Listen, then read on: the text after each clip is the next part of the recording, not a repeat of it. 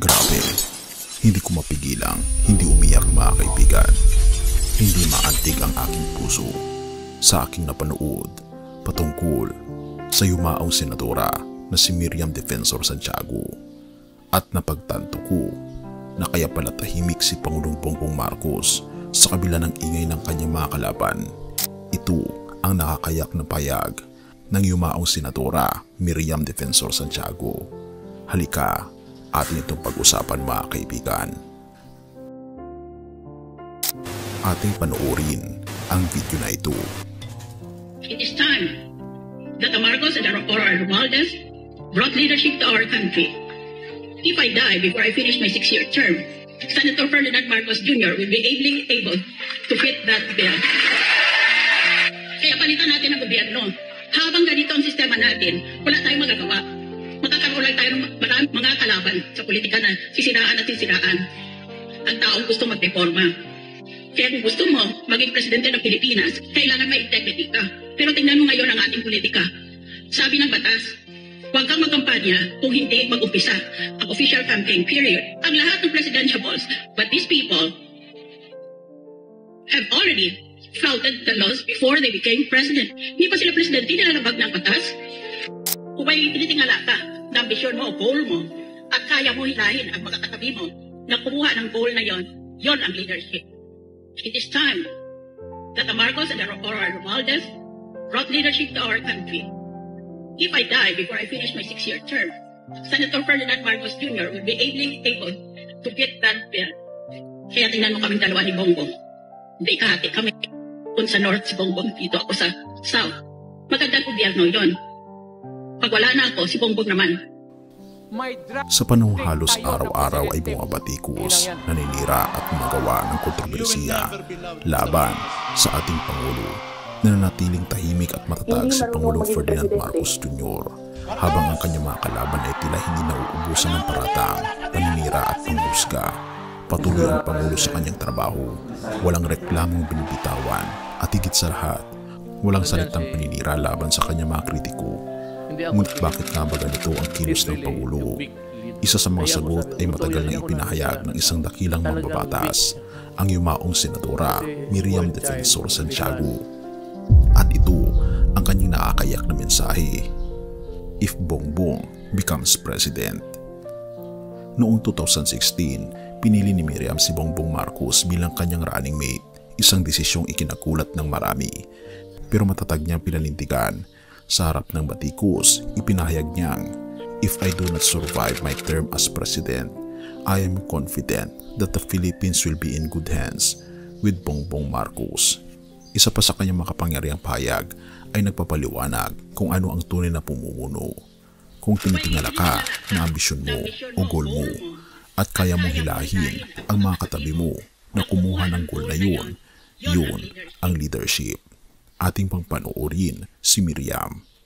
Kung may tinitingala ka na ambisyon mo o goal mo at kaya mo hilahin ang mga katabi mo na kumuha ng goal na yon ang leadership. It is time that the Marcos and Aurora Romualdez brought leadership to our country. If I die before I finish my 6-year term, Senator Ferdinand Marcos Jr. will be able to get that bill. Kaya tingnan mo kaming dalawa ni Bongbong. Hindi kahati kami kung sa North si Bongbong, dito ako sa South. Magandang gobyerno yon. Pag wala na ako, si Bongbong naman. Ayon kay Miriam, nakita niya ang ganitong uri ng pamumuno kay Bongbong Marcos. Ang kakayahang hindi lang mangarap para sa sarili, kundi ang akayin ng iba tungkol sa isang layunin. Ito ang pamumuno na tahimik ngunit epektibo. Bakit tahimik si Pangulong Marcos? Si Pangulong Marcos ay hindi pala sagot. Hindi siya naglalabas ng mga pasaring o insulto laban sa kanyang mga kalaban. Kahit nalantaran siyang nilalait, sinisiraan at binabato ng issue, naniniwala siyang ang leader na may dignidad ay hindi kailangang makipagsabayan sa mga sumisigaw at naninira. At tila kung ating ipaparaphrase ang mga sinasabi ni Miriam patungkol kay Bongbong Marcos, tila sinasabi niyang, naniniwala ako na mayroon siyang leadership. Hindi siya naninira kahit kailan. kahit sa mga taong kumakalaban at sumisira sa kanya para lang sa sariling interes. Ang ganitong klase ng katahimikan ay hindi kahinaan. Ito ay indikasyon ng malalim ng pag-unawa sa tunay na layunin ng paglingkod, ang pag-angat ng bayan, hindi ng sarili.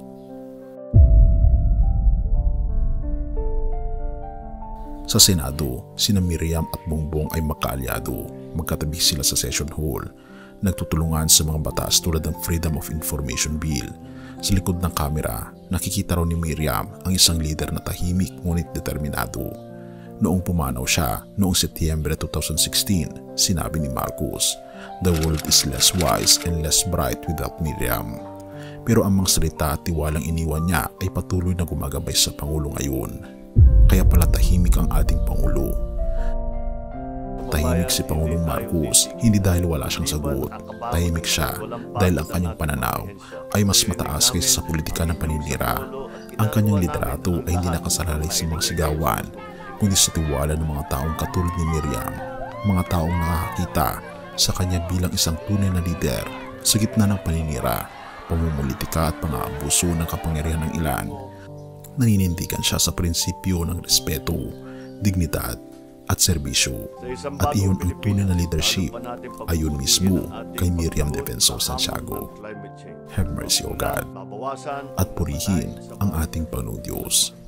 Unang Pedro 2 verse 23, na siya nang siya'y alipustain at hindi gumanti ng alipusta, nang siya'y magbata ay hindi nagbanta, kundi pinagkatiwala niya ang kanyang sarili sa matuwid na hukom. Sa gitna ng paninira, kaibigan, tahimik na nagtiwala ang ating Panginoon sa Ama. Hindi siya gumanti, hindi siya nakiusap sa tao para malinis ang kanyang pangalan, bagkus ipinagkatiwala niya ang lahat sa Diyos na matuwid at makatarungan. Sa parehong paraan, ang ating Pangulong Bongbong Marcos ay nanatiling tahimik sa kabila ng maingay na batikos ng kanyang mga kaaway. Bagamat hindi perpekto ang tao, ang prinsipyo ng hindi pagganti ng pamumuno sa pamagitan ng dignidad at pagtahimik sa gitna ng kasinungalingan ay saring pagninilay kung paano ang ating Panginoon mismo ay tumugon sa mga pagsubok. Ang tunay na leader, kaibigan, ay hindi kailangang sumigaw para marinig. Katulad ng ating Panginoon, ang kanyang pananahimik ay hindi kahinaan, kundi lakas na nakaugat sa tiwala sa ating Panginoong Diyos. Purihin ang ating Panginoong Diyos at tayo manalangin. Ama naming Diyos na makapangyarihan sa lahat, turuan niyo po kaming tumahimik kapag kami inuusig at manalig na ikaw ang magtatanggol sa amin. Gaya mo, nawa'y maranasan namin ang kapayapaang nagmumula sa pananalig sa aming Panginoong Diyos, ang Diyos Ama, Diyos Anak, at Diyos Espiritu Santo. Pinupuri po namin at pinapasalamatan ang aming Panginoong Diyos sa inyo pong kabutihan sa amin at patnubayan niyo po kami, maging ang aming Pangulo at lahat ng mga leaders, mga mamamayang Pilipino at ang buong sambayanan, pati ang lahat ng mga tao sa mundo. Salamat po sa pagdinig ng aming panalangin at patawarin po kami sa lahat ng aming pagkukulang at pagkakasala, sapagkat ito po aming samot hiling sa matamis na pangalan ng aming Panginoong Jesus. Amen.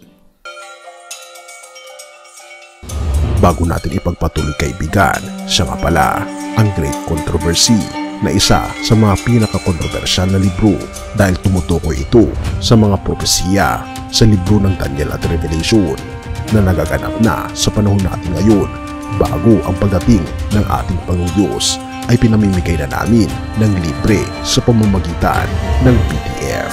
At ito ay nasa limited lamang na panahon, kaya i-click mo sa description sa baba upang ma-avail mo, kaibigan, ang napaka-importanteng libro ito na magbubukas sa iyo sa mas maliwanag mong hinaharap.